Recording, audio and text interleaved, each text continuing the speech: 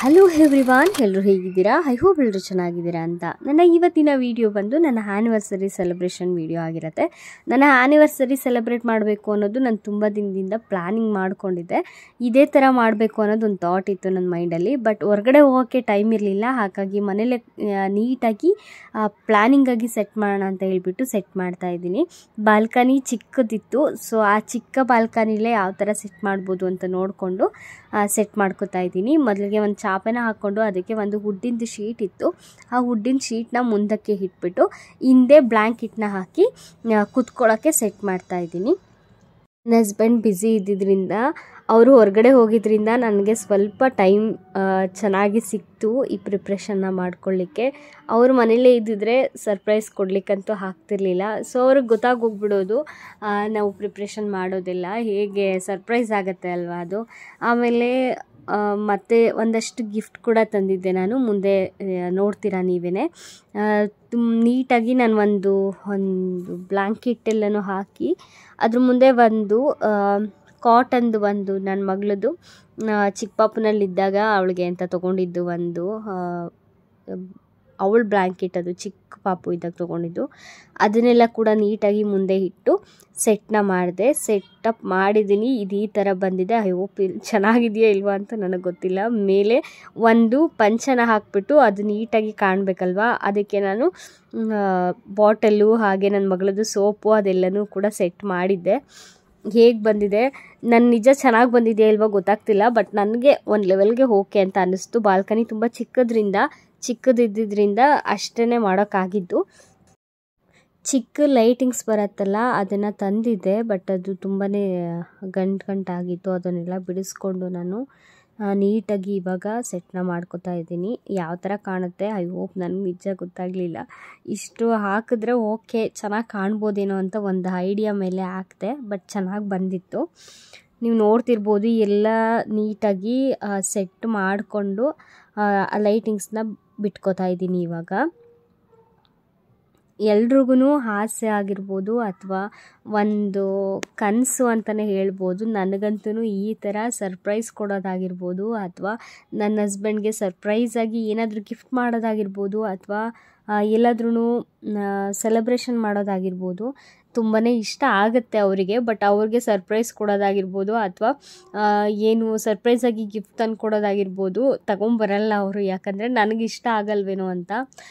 ಸಲ ಆ್ಯನಿವರ್ಸರಿಲಿ ಒಂದು ಗಿಫ್ಟನ್ನು ಪ್ರೆಸೆಂಟ್ ಮಾಡಿದರು, ಬಟ್ ಅದು ನನಗೆ ಚೆನ್ನಾಗಿತ್ತು. ಬಟ್ ಅದೇನೋ ಪ್ರಾಬ್ಲಮ್ ಆಗಿದೆ ಅಂತ ಹೇಳ್ಬಿಟ್ಟು ತೊಗೊಂಡೋಗಿ ವಾಪಸ್ ಕೊಟ್ಟು ಮತ್ತೆ ಬೇರೆ ತೊಗೊಳ್ಳೋಣ ಅಂತ ಹೇಳ್ಬಿಟ್ಟು ಕರ್ಕೊಂಡೋಗಿದ್ದೆ. ಅದಕ್ಕೆ ಅವರು ನಿನಗೇನು ಸರ್ಪ್ರೈಸಾಗಿ ಕೊಡಿಸಿದ್ರು ಏನು ನಿನಗೆ ಇಷ್ಟ ಆಗಲ್ಲ ಅಂತ ಹೇಳ್ಬಿಟ್ಟು ಅವರು ನಿನಗೇನು ಇಷ್ಟ ಆಗುತ್ತೆ ಅದನ್ನೇ ತಗೋ ಅಂತ ಹೇಳ್ಬಿಟ್ಟು ನನ್ನೇ ಕರ್ಕೊಂಡೋಗಿ ಕೊಡಿಸ್ಬಿಡ್ತಾರೆ. ಬಟ್ ಆದರೆ ನಾನು ಹಾಗಲ್ಲ, ಏನು ಇಷ್ಟ ಆಗುತ್ತೋ ಬಿಡುತ್ತೋ ಗೊತ್ತಿಲ್ಲ, ಒಟ್ನಲ್ಲಿ ನಾನು ಸರ್ಪ್ರೈಸಾಗೇ ಕೊಡ್ತೀನಿ. ಬಟ್ ಅದನ್ನು ಇಷ್ಟ ಆಗಲ್ಲ ಅಂತ ಏನು ಹೇಳಲ್ಲ ಅವರು, ಇಷ್ಟ ಆಯಿತು ಅಂತಲೇ ಒಪ್ಕೋತಾರೆ. ಅದೆಲ್ಲನೂ ಸೆಟ್ ಮಾಡಾದಮೇಲೆ ಲೈಟಿಂಗ್ಸ್ ಎಲ್ಲನೂ ಆಫ್ ಮಾಡಿ ಈ ಥರ ಕಾಣ್ತಿದೆ ಅದು. ಈಗ ಕ್ಯಾಂಡಲ್ನ ನಾನಿಲ್ಲಿ ಸೆಟ್ ಮಾಡ್ಕೋತಾ ಇದ್ದೀನಿ ಹಾರ್ಟ್ ಶೇಪಲ್ಲಿ. ನನ್ನ ಹಸ್ಬೆಂಡ್ಗೆ ಅಂತ ಹೇಳಿಬಿಟ್ಟು ನಾನು ಗಿಫ್ಟ್ ತೊಗೊಂಡಿದ್ದೆ ಅಂತ ಹೇಳಿದ್ನಲ್ವಾ, ನನಗೆ ನನ್ನ ಹಸ್ಬೆಂಡ್ಗೆ ಇಬ್ರಿಗೂ ಕೂಡ ಒಂದೊಂದು ಸ್ಮಾರ್ಟ್ ವಾಚಸ್ನ ನಾನು ತೊಗೊಂಡಿದ್ದೆ. ಅದು ಹಾಗೆಯೇ ನನ್ನ ಹಸ್ಬೆಂಡ್ಗೆ ಒಂದು ಪರ್ಫ್ಯೂಮ್ನ ತೊಗೊಂಡಿದ್ದೆ. ಅವ್ರಿಗೆ ಪರ್ಫ್ಯೂಮ್ ಅಂದರೆ ತುಂಬ ಇಷ್ಟ, ಹಾಗಾಗಿ ಅವ್ರಿಗೆ ಪರ್ಫ್ಯೂಮ್ ತೊಗೊಂಡಿದ್ದೆ. ಆಮೇಲೆ ಒಂದು ಹಾರ್ಟ್ ಶೇಪ್ ಇರೋವಂತಹ ಒಂದು ಬಾಕ್ಸ್ನ ತೊಗೊಂಡು ಅದಕ್ಕೆ ರೋಸಸ್ನ ಇದು ಮಾಡಿಬಿಟ್ಟು ಅದರದ್ದು ಎಲೆಗಳನ್ನ ಹಾಕ್ತಾಯಿದ್ದೀನಿ. ತುಂಬ ಚೆನ್ನಾಗಿ ಕಾಣುತ್ತೆ ಈ ಥರ ಹಾಕ್ಕೊಂಡ್ರೆ. ಅದರೊಳಗಡೆಗೆ ನಾನಿವಾಗ ಅವ್ರಿಗೆ ಅಂತ ತೊಗೊಂಡಿದ್ದಂತಹ ಒಂದು ಪರ್ಫ್ಯೂಮ್ ಇಟ್ಕೋತಾ ಇದ್ದೀನಿ. ಅದ್ರ ಜೊತೆಗೆ ವಾಚಸ್ನ ಕೂಡ ಇಡ್ತಾಯಿದ್ದೀನಿ, ಸ್ಮಾರ್ಟ್ ವಾಚಸ್ಸು. ಅವರೇ ಓಪನ್ ಮಾಡಬೇಕಿತ್ತು, ಸೊ ಅದಕ್ಕೆ ಇಡೋಕ್ಕೆ ಜಾಗ ಇಲ್ಲ ಅಂತ ಹೇಳಿಬಿಟ್ಟು ನಾನು ವಾಚ್ ಮಾತ್ರ ತೆಗೆದುಬಿಟ್ಟು ಅದರೊಳಗಡೆ ಇಟ್ಬಿಟ್ಟು ಬಾಕ್ಸ್ನ ಕ್ಲೋಸ್ ಮಾಡ್ತಾಯಿದ್ದೀನಿ. ಅದ್ರ ಜೊತೆಗೆ ನನ್ನ ಮಗಳು ನಾನು ಏನಾದರೂ ಕೊಡಬೇಕು ಅಮ್ಮ ಅಂತ ಹೇಳ್ತಿದ್ಲು, ಅದಕ್ಕೋಸ್ಕರ ಅಂತ ಹೇಳ್ಬಿಟ್ಟು ನಾನು ಒಂದು ಐ ಲವ್ ಯು ಅಂತ ಬರೆದಿರೋ ಅಂಥ ಒಂದು ಹಾರ್ಟ್ ಶೇಪಿಂದ ಟೆಡ್ಡಿನ ತೊಗೊಂಡಿದ್ದೀನಿ. ಇವಾಗ ಪೂರ್ತಿ ನೀಟಾಗಿ ಸೆಟ್ ಮಾಡಿದ್ದೀನಿ. ಅದು ಈ ಥರ ಕಾಣ್ತಿದೆ. ಇವಾಗ ನಾನು ನನ್ನ ಮಗಳು ಇಬ್ಬರು ರೆಡಿಯಾಗಿ ನನ್ನ ಹಸ್ಬೆಂಡ್ ಬರೋ ಅಷ್ಟರಲ್ಲಿ ಅವ್ರು ಆಲ್ರೆಡಿ ಬಂದಿದ್ದರು. ಬಂದು ನೋಡಿದ್ರು, ಚೆನ್ನಾಗಿದೆ, ಚೆನ್ನಾಗಿ ಮಾಡಿದ್ಯಾ ಅಂತ ಹೇಳಿದರು. ಖುಷಿ ಆಯಿತು. ಎಲ್ಲ ನೀಟಾಗಿ ಸೆಟ್ ಮಾಡಿ ಡ್ರೆಸ್ ಎಲ್ಲನೂ ಹಾಕ್ಕೊಂಡು ನೀಟಾಗಿ ರೆಡಿಯಾಗಿ ಬಂದಾದಮೇಲೆ ಜ್ಯೂಸನ್ನ ನಾನು ರೆಡಿ ಮಾಡ್ತಾಯಿದ್ದೀನಿ. ಅವರೇನೋ ಬಂದಿರಲಿಲ್ಲ, ರೆಡಿಯಾಗಿ ಬನ್ನಿ ಅಂತ ಹೇಳ್ತಿದ್ದೆ. ನನ್ನ ಮಗಳಿಗಂತೂ ತುಂಬಾ ಖುಷಿ ಆಗ್ತಿತ್ತು. ಅವಳಂತೂ ನಾನು ರೆಡಿ ಮಾಡಬೇಕಾದ್ರೆ ಅಮ್ಮ ನಾನು ಬರ್ತೀನಿ ಅಂತ ಹೇಳ್ತಾನೆ ಇದ್ಲು.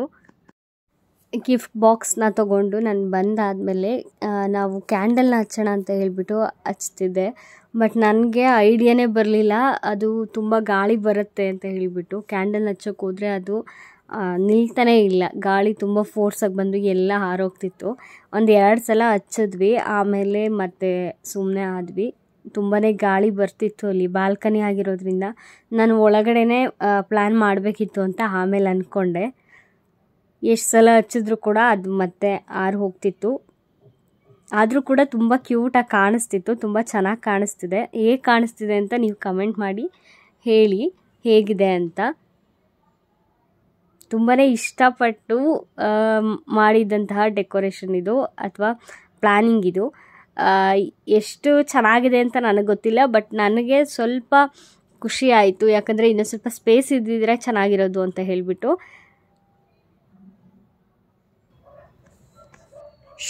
ನಿಂದು ತಗೊಕೊಡು, ನಿನಗಲ್ಲ. ಹೇಳ್ಬೇಕು, ಏನು ಹೇಳ್ದೆ?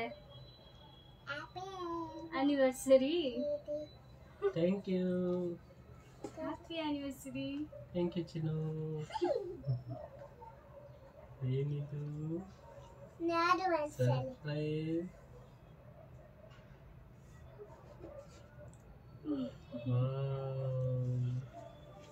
ಇಷ್ಟ ಆಯ್ತಾ? ಇಷ್ಟ ಆಯ್ತಾ ಪಪ್ಪ? ತೆಗಿಬೇಕಿತ್ತು. ಓಕೆ, ಓಪನ್ ಮಾಡಿದ್ದೀವಿ. ಓಪನ್ ಮಾಡಿ ನೀವೇ ಪಪ್ಪ. Thank you. ನಾನು ಓಪನ್ ಮಾಡ್ತೀನಿ. ಅದು ನೀನು ಓಪನ್ ಮಾಡಿ. ಕರೆಕ್ಟ್ ಆ ಕೈಯಲ್ಲಿ ಈ ಕೈ.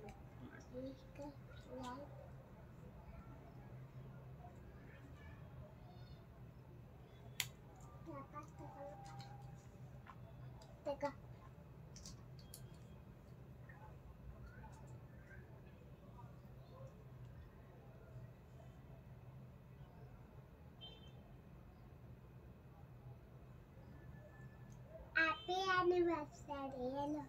Happy anniversary. ಪಾಪಂಗೆ ಹೇಳ್ಬೇಕು. ನಾನು ಹೇಳ್ದೆ ಆಗಲೇ. ಪಾಪ ನೀನು ಒಂದ್ಸಲ ಹೇಳ್ಬೇಕು ಮಮ್ಮಿಗೆ ಹಾಕೊಂಡು. ಹ್ಯಾಪಿ ಆನಿವರ್ಸರಿ ಹೇಳು. Happy anniversary. ಕರೆ ತಗೋ.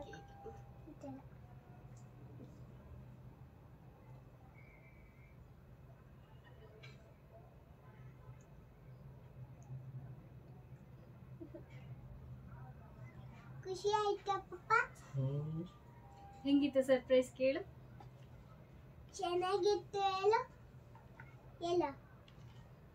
Thank you. ಹಚ್ಬೇಕು. ಹಿಂಗ ಹಚ್ಕೋಬೇಕು ಇವಾಗ. ಹಚ್ಕೊಳ್ಳೋದಲ್ಲ ಅದು. ಪರ್ಫ್ಯೂಮ್. ಒಂದು costly gift.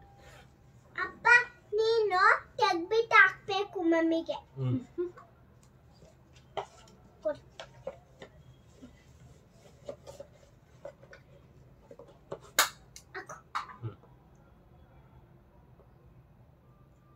Happy anniversary. Thank you. ನನ್ನ ಮಗಳಂತೂ ತುಂಬ ಜಾಣ ಇದ್ದಾಳೆ. ಅವಳು ಎಷ್ಟು ಸಲ ಹೇಳ್ಕೊಟ್ರು ನಾವು ಹ್ಯಾಪಿ ಆ್ಯನಿವರ್ಸರಿ ಅಂತ ಹೇಳಬೇಕಿತ್ತು. ತುಂಬಾ ತರಲೆ ಮಾಡ್ತಾಳೆ, ಹಾಗೆ ತುಂಬಾ ಕೇರ್ ಮಾಡ್ತಾಳೆ ಕೂಡ. ಎಷ್ಟೊಂದು ಕೇರ್ ಮಾಡ್ತಾಳೆ ಅಂತಂದರೆ ಏನಾದರೂ ಒಂದು ಸ್ವಲ್ಪ ಬೇಜಾರಲ್ಲಿ ಕೂತಿದ್ರು, ಅಮ್ಮ ಏನಾಯಿತು ನಿನಗೆ, ಅಪ್ಪ ಏನಾಯಿತು ನಿನಗೆ, ನೀವಿಬ್ಬರೇನಾದ್ರೂ ಜಗಳ ಮಾಡ್ಕೊಂಡ್ರಾ ಅಥವಾ ಯಾಕೆ ಮಾತಾಡ್ತಿಲ್ಲ ಅನ್ನೋ ಥರ ಎಲ್ಲ ಕೇಳ್ತಾಳೆ. ನನಗಂತೂ ಒಂದೊಂದು ಸಲ ಎಷ್ಟು ಅರ್ಥ ಮಾಡ್ಕೋತಾಳೆ ನನ್ನ ಮಗಳು ಅಂತ ಅನಿಸುತ್ತೆ. ತುಂಬಾ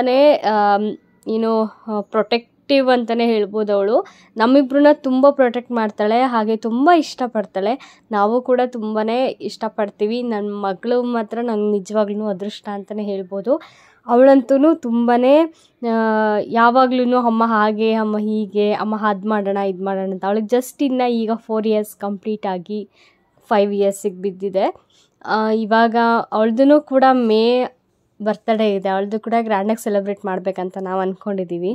ಹಾಗೆ ಅವ್ರ ಅಪ್ಪನಂತೂ ತುಂಬಾ ಇದು ಮಾಡ್ತಾಳೆ. ನಾನು ಏನಾದ್ರೂ ಬೈದರೆ ತಡ್ಕೋತಾಳೆ, ಬಟ್ ಅವ್ರ ಅಪ್ಪ ಬೈದರೆ ತಡ್ಕೊಳ್ಳಲ್ಲ. ತುಂಬಾ ಅರ್ಥ ಮಾಡ್ಕೋತಾಳೆ ನಮ್ಮಿಬ್ಬರನ್ನ ಅಂತ ಹೇಳ್ಬೋದು. ನನಗಂತೂ ಅದು ತುಂಬ ಪ್ರೌಡ್ ಇದೆ, ಯಾಕಂದರೆ ಎಲ್ಲ ಹೆಣ್ಮಕ್ಳು ಕೂಡ ಅಪ್ಪ ಅಮ್ಮನ ಅರ್ಥ ಮಾಡಿಕೊಂಡ್ರೆ ಅದಕ್ಕಿಂತ ಅದೃಷ್ಟ ಇನ್ಯಾವುದೂ ಇಲ್ಲ. ಅದು ನನಗೆ ತುಂಬಾ ಖುಷಿ ಆಗುತ್ತೆ ಅವಳ ಬಗ್ಗೆ ಹೇಳೋಕ್ಕೆ. ಅವಳು ಇನ್ನೂ 4 ವರ್ಷ ಎಷ್ಟು ಚೆನ್ನಾಗಿ ಅರ್ಥ ಮಾಡ್ಕೋತಾಳೆ ನಮ್ಮನ್ನ ಅಂತಂದರೆ ನನಗೆ ನಿಜವಾಗ್ಲೂ ಆಶ್ಚರ್ಯ ಆಗುತ್ತೆ. ಬಟ್ ನಾವೆಲ್ಲ ಆ ಏಜಲ್ಲಿದ್ದಾಗ ಅಷ್ಟೊಂದು ನಮಗೆ ಗೊತ್ತಾಗ್ತಾನೂ ಇರಲಿಲ್ಲ, ಅಥವಾ ನಾವು ಏನು ಮಾಡ್ಬೋದು ಅಥವಾ ಏನು ಕೇಳ್ಬೋದು ಅನ್ನೋದನ್ನು ನಮಗೆ ಒಂದು ಮೈಂಡಿಗೆ ಬರ್ತಿತ್ತೋ ಇಲ್ವೋ ಗೊತ್ತಿಲ್ಲ. ಬಟ್ ಅವಳಿಗಂತೂ ತುಂಬಾ ಅರ್ಥ ಮಾಡ್ಕೋತಾಳೆ ನಮ್ಮನ್ನು. ತುಂಬಾ ಹೀಗೆ ಮಾಡಿದ್ರೆ ಹೀಗಲ್ಲ ಅಂತ ಅವಳೇ ಒಂದೊಂದು ಸಲ ಹೇಳ್ತಾಳೆ ನನಗೆ, ಅಮ್ಮ ಹೀಗೆ ಮಾಡಬೇಡ, ನೀನು ಹೀಗೆ ಮಾಡು ಅಂತ. ತುಂಬಾ ಖುಷಿ ಆಗುತ್ತೆ. ನಾವು ಒಂದು ಸ್ವಲ್ಪ ಮಾತುಕತೆ ಎಲ್ಲ ಮುಗಿಸ್ಕೊಂಡು ಒಂದಷ್ಟು ಮಾತಾಡಿಕೊಂಡು ಜ್ಯೂಸನ್ನ ಕುಡ್ಕೊಂಡು ಒಂದಷ್ಟು ಟೈಮ್ನ ಸ್ಪೆಂಡ್ ಮಾಡಿದ್ವಿ. ಹೊರಗಡೆ ಕೆಲ್ಸಕ್ಕೆ ಹೋಗಿ ಬಂದಾಗ ಅಥವಾ ಮನೇಲೇ ಇದ್ದರೂ ಕೂಡ ಒಂದಷ್ಟು ಮೈಂಡ್ ಸ್ಟ್ರೆಸ್ ಆಗೇ ಇರುತ್ತೆ. ಆ ಮೈಂಡನ್ನು ರಿಲ್ಯಾಕ್ಸ್ ಮಾಡೋಕ್ಕೋಸ್ಕರನಾದ್ರೂ ಯಾವಾಗಾದರೂ ಒಂದೊಂದು ಸಲ ಈ ಥರ ಪ್ಲ್ಯಾನಿಂಗ್ ಮಾಡಿಕೊಂಡು ನಾವು ಟೈಮ್ನ ಸ್ಪೆಂಡ್ ಮಾಡೋದ್ರಿಂದ ಗಂಡ ಹೆಂಡತಿ ಮಧ್ಯೆ ಬಾಂಡಿಂಗ್ ಚೆನ್ನಾಗಿರುತ್ತೆ. ಹಾಗೆ ಕೂಡ ಜಗಳ ಬರಲ್ಲ ಅಂತಲ್ಲ, ಖಂಡಿತವಾಗ್ಲೂ ನಾವು ಕೂಡ ಜಗಳ ಆಡ್ತೀವಿ. ಆದರೆ ಜಗಳ ಇದ್ದಾಗ ಜಗಳ, ಪ್ರೀತಿ ಇದ್ದಾಗ ಪ್ರೀತಿ. ನಾವು ಕೂಡ ತುಂಬ ಜಗಳ ಆಡಿದ್ದೀವಿ, ಜಗಳ ಆಡಿಲ್ಲ ಅಂತ ಯಾವಾಗಲೂ ಹೇಳಲ್ಲ ನಾನು. ಪ್ರೀತಿ ಎಷ್ಟಿದೆ ಜಗಳನೂ ಅಷ್ಟೇ ಇರುತ್ತೆ, ಕೋಪನೂ ಅಷ್ಟೇ ಇರುತ್ತೆ. ಪ್ರೀತಿ ಎಲ್ಲಿರುತ್ತೆ ಜಗಳನೂ ಅಲ್ಲೇ ಇರುತ್ತೆ ಅಂತ ಹೇಳ್ತಾ ಇವತ್ತಿನ ಈ ವಿಡಿಯೋನ ನಾನು ಇಲ್ಲಿಗೆ ಎಂಡ್ ಮಾಡ್ತಾ ಇದ್ದೀನಿ. ಐ ಹೋಪ್ ನಿಮ್ಮೆಲ್ರಿಗೂ ಈ ವಿಡಿಯೋ ಇಷ್ಟ ಆಗಿರ್ಬೋದು ಅಂತ. ಇಷ್ಟ ಆಗಿದ್ರೆ ಸಬ್ಸ್ಕ್ರೈಬ್ ಮಾಡ್ಕೊಳ್ಳಿ ನನ್ನ ಚಾನಲ್ನ. ಯಾರೆಲ್ಲ ಹೊಸದಾಗಿ ನನ್ನ ಚಾನಲ್ ನೋಡ್ತಿದ್ದೀರಿ ಅವರೆಲ್ರಿಗೂ ಕೂಡ ತುಂಬ ಥ್ಯಾಂಕ್ಸ್. ಹಾಗೆ ಸಬ್ಸ್ಕ್ರೈಬ್ ಮಾಡಿಕೊಂಡ್ರೆ ನಾನು ಹಾಕೋ ನೋಟಿಫಿಕೇಷನ್ ನಿಮಗೆ ತಲುಪುತ್ತೆ. Thank you for watching.